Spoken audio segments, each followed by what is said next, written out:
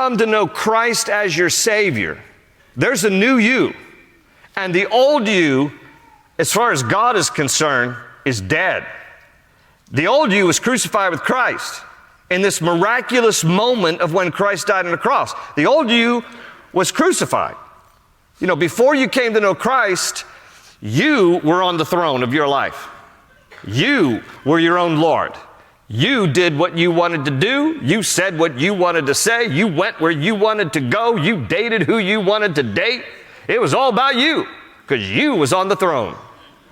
And then you get saved and you realize you can't be on the throne anymore. There's only one person who's going to be king in your life. It's either going to be Jesus or it's going to be you. And when you surrender your life to Jesus, you realize He's Lord of my life now.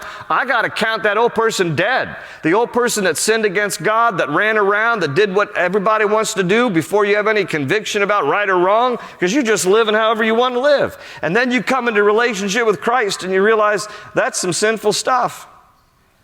And so you have to realize the old person's dead.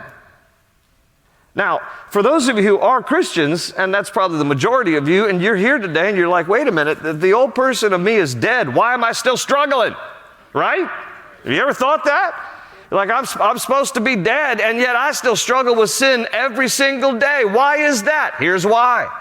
Because every time you willfully disobey God, you're giving CPR to the old man.